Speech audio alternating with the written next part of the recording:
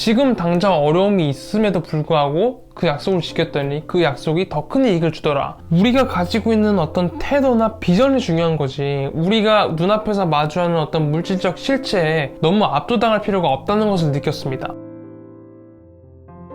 안녕하세요, 김영철입니다. 오늘은 내 인생의 책 소개 시간입니다.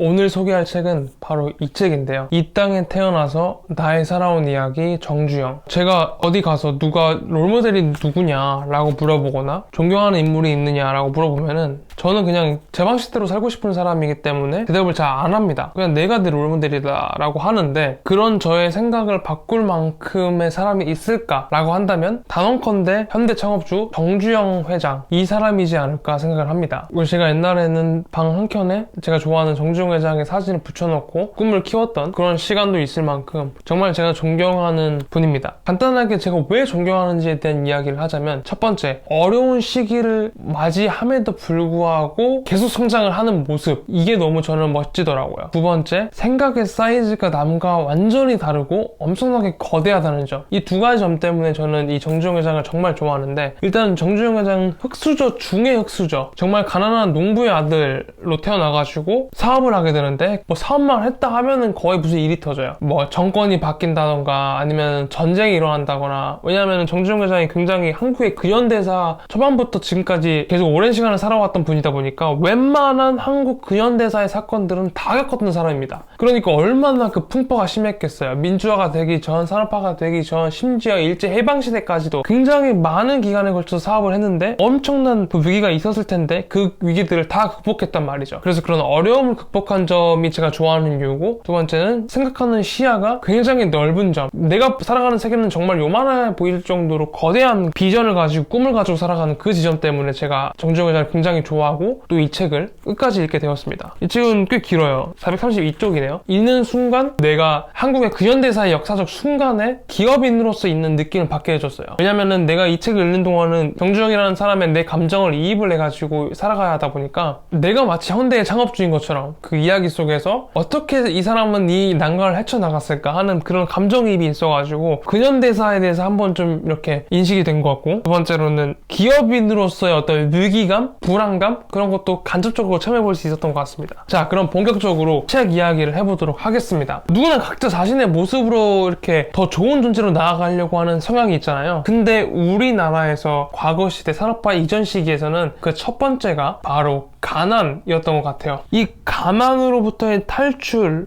하게 한 것은 물론 다수의 개인들이겠죠. 위대한 한국의 시민들이 맞으나 동시에 정주영이라는 사람이 이 가난으로부터의 탈출을 이끈 사람이 아닌가라고 저는 생각을 합니다. 본인 스스로가 가장 가난한 농부의 아들 노동자이었고, 가난이 지독히 싫어서 돈을 벌기로 한 사업가였기 때문에 문화, 여가 뭐 이런 것들은 존재하지도 않았던 굉장히 그 배를 굽는 시기에 한국의 근대화 성장을 이룬 핵심적인 인물, 이 정주영을 담은 이야기입니다. 그걸 보고 제가 느낀 내용입니다. 총 4가지로 나누어서 설명을 해보도록 하겠습니다. 첫 번째, 기업의 발전은 시대와 발전과 함께 간다. 이건희 회장이 이런 말을 했다고요. 행정은 4류, 정치는 3류, 기업은 2류다. 이 책에서도 어떤 이야기들이 나오냐면, 정주영 회장이 청와대에 자주 불려갑니다. 기업을 하는 사람이고 죄를 진 것도 아닌데 자꾸 불려가요. 뭐 해라, 뭐 해라. 그래서 일해재단이라는 것도 불의의 사망자가 나온 그 사건에 대해서 책임을 통감해서 돈 출연한 거고, 이거 말고도 굉장히 여러 가지 정주영 공법이라고 하는 그 서산 간척지 사업에서도 국가에서 하기 싫었던 일을 떠나는 거고, 이런 식으로 국가에 종속된 기업의 느낌이 굉장히 많이 받습니다. 근데 반대로 좋은 사이즈도 있어요. 예를 들어서 경부고속도로 같은 거, 또는 정주영이 조선소를 지으려고 할 때 박정희 대통령이 굉장히 지원을 많이 해줬거든요. 차관도 보증을 서주기도 하고. 결국에는 이 기업의 발전이라는 게 시대와 발전과 함께 가는 것이 아닌가. 한국이 후진국이었을 때, 정치도 후진국, 기업도 후진국이었을 때는 다 같이 후진국이었지만 조금씩 정치도 좋아지고 기업도 같이 좋아지고 있는 게 아닌가라는 생각을 하게 했습니다. 그런 선진국이 아닌 곳에 기회가 많다는 마인드로 접근해서 투자를 하는 것도 좋고 사업을 하는 것도 좋을 것 같다는 생각을 했어요. 그래서 내가 만약에 그 시대의 흐름을 거스르려고 한다면은 참 정말 기업하기 힘들 것 같다는 생각을 합니다. 예를 들어서 그런 시기에 정말 창의적이고 자유주의로 무장한 사람이 기업을 하려고 하는데, 나라에서 자꾸 태클을 걸고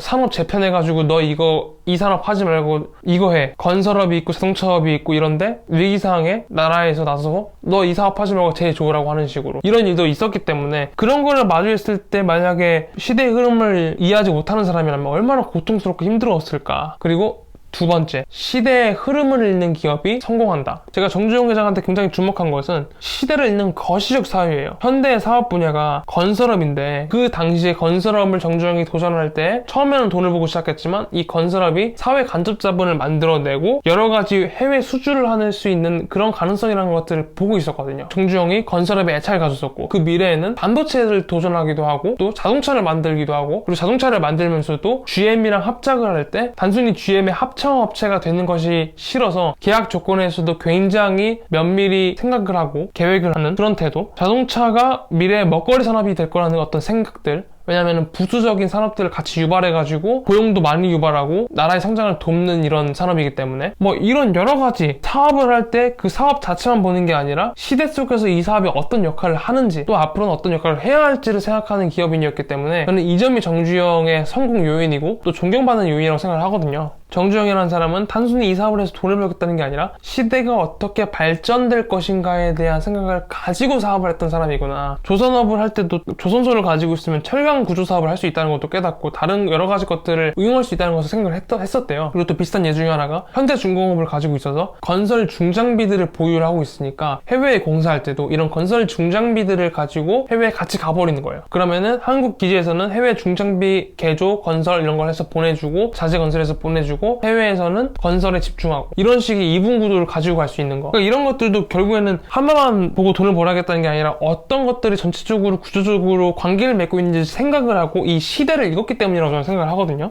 시대를 읽는 기업이 성장한다는 이야기입니다. 세 번째, 두수, 세수 앞을 보고 살아라. 당장의 이익보다 회사의 신용, 회사의 이미지를 더 우선시했던 거예요. 유형의 이익이 아니라 무형자산이 더 큰 돈을 벌어줄 것을 알고 행동했다는 거죠. 그가 자동차 정비소를 하다가 불이 전부 다 타버린 적도 있었고 만성적인 인플레 때문에 원자재, 임금 인상 이 한가운데서도 손해를 보면서까지도 맡은 공사를 끝까지 다 끝냈습니다. 손해를 봐도 계속 한 거예요. 근데 저는 이걸 보면서 왜 그런 일을 했을까에 대해 생각을 해보는 거예요. 엄청난 손해를 보지만은 그걸 하고 낙찰가를 적어서 낼 때에도 정말 이 가격으로 안 되는 돈인데도 해외 업체와 경쟁해서 따내기 위해서 적은 입찰가를 적어내서 낙찰을 받고 그러니까 이런 것들이 왜 그랬을까? 정말 근데 그 행동 하나하나가 다 이유가 있었더라고요. 저는 그래서 그 사람이 두수 세수 앞을 내다봤다고 생각을 하는데 예를 들어서 이런 겁니다. 정주영은 신용이라는 걸 굉장히 중요했는데 이 신용을 가지고 있으면 지금 당장 돈이 없어도 다른 사람이 나에게 믿고 일을 맡기기 때문에 언제든지 돈을 벌 수 있다고 생각을 했어요. 그리고 실제로 이 신용을 지켰기 때문에 굉장히 신용률 높은 회사 이미지를 만들었고 국가에서 일을 받을 때나 해외 수주를 할 때 그 이후의 일들이 순탄해졌어요. 지금 당장 어려움이 있음에도 불구하고 그 약속을 지켰더니 그 약속이 더 큰 이익을 주더라 라고 하는 점입니다. 또 입찰가를 적어서 낼 때 해외 건설 업체와 경쟁을 할 때 굉장히 말도 안 되게 낮은 가격으로 적었을 때 해서 확정을 받았거든요. 이걸 봤을 때도 해외에서 건설 경험을 하는 것이 우리 회사에 도움이 될 거다라고 하는 생각이 있었어요. 돈이 적어도 해외에 나가서 우리의 기술을 통해서 공사를 받으면은 이 경험을 가지고 또 다른 곳에서 또 다른 사업을 할 수 있다는 이런 생각을 했던 사람이거든요. 아, 내가 너무 짧은 시간만 보고 사는 게 아닌가, 내가 너무 눈앞의 것만 보고 사는 게 아닌가 이런 생각을 했습니다. 그래서 정주영은 하루 사업하고 말 사람처럼 행동하지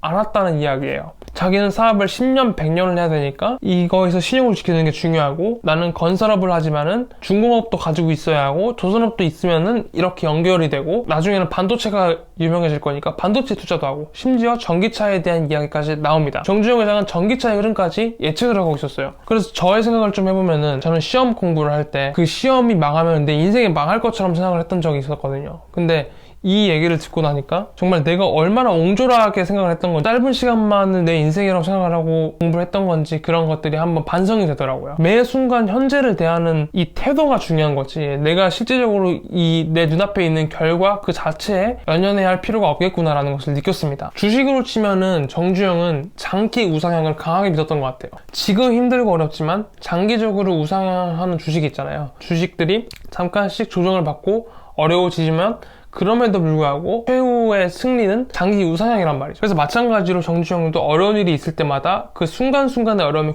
굴복하지 않고 더 좋은 미래, 더 나은 미래를 보고 그냥 끊임없이 그런 나아가는 사람이었던 것 같아요. 그래서 저는 그런 점을 배우고 제 삶을 살아갈 때도 두수 세수 앞을 보고 살아가는 사람이 되려고 하고 있습니다. 네 번째, 돈이 아니라 더 큰 가치. 사실 정주영 같은 경우에는 자신의 사업을 매각해버리거나 아부에서 일가를 받거나 하는 식으로 기업의 가치를 생각하지 않고 자신의 개인의 이득만 챙겨서 엑싯할 수 있는 능력을 충분히 가진 사람이었어요. 그 사람의 돈을 챙기려고 했으면은 10번, 100번이고도 개인 돈을 챙길 수 있는 기회가 많았다는 얘기죠. 근데 그 사람은 그런 식으로 행동하지 않았다는 거예요. 회사를 볼 때도 남이 하던 회사를 인수하는 걸 굉장히 싫어했고 내가 하던 걸 포기하는 것도 싫어했는데 그 이유는 내가 한번 시작한 건 끝까지 가겠다라는 자신만의 철학이 있었고 일을 시작할 때도 장기적인 먹거리에 대한 투자, 자동차 산업에 대한 국산화가 그렇거든요. 이 자동차 산업을 국산화하는 과정이 굉장히 힘들고 험난하지만 이걸 해놨을 때 우리의 D세대들, 다음 세대들이 이 자동차 산업을 가지고 먹고 살아나갈 수 있겠구나라고 하는 확신, 개인의 이득을 쫓았다기보다는 나라의 이득을 생각한 경우가 굉장히 많았기 때문에 저는 돈이 아니라 더 큰 가치를 보고 간 지점이 정주영 회장이 존경받는 이유라고 생각을 합니다. 실제로 북한에 대한 대북 지원 사업 같은 경우에도 현대가 굉장히 많이 나가 있고 금강산 개발 프로젝트, 현대 아산재단, 또 아산병원 이런 것들을 만들어가지고 좋은 일을 굉장히 많이 했거든요. 이런 활동들이 지금 말하는 ESG라는 그런 트렌드 안에 포섭되는 것 같기도 하고요. 그가 본 거는 돈 자체가 아니라 우리의 민족도 있었고 국가의 발전, 가난으로부터의 발전, 그리고 다음 세대까지 이런 정말 복합적으로 돈 이상의 가치에 대해서 생각을 고민을 많이 하는 것이 느껴졌습니다. 자,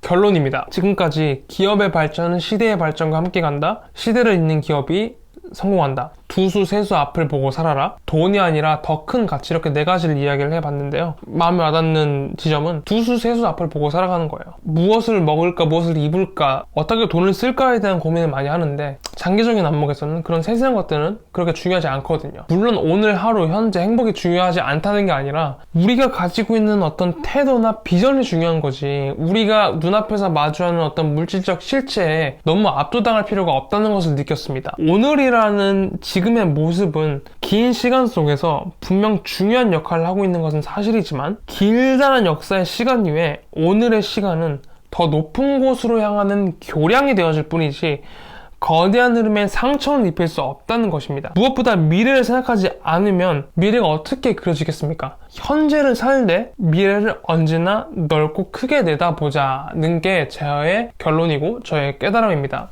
자, 오늘은 이 땅에 태어나서 내가 살아온 이야기 정주영이라는 책을 리뷰해봤습니다. 정주영의 생애는 제가 정말 본받고 싶고 또 계속 리뷰하고 싶은 그런 생애인데요. 오늘 이 영상 보고 많은 도움 되셨길 바라면서 저는 다음에 더 멋진 이야기로 더 유익한 영상으로 여러분을 찾아오겠습니다. 감사합니다. 김영철이었습니다.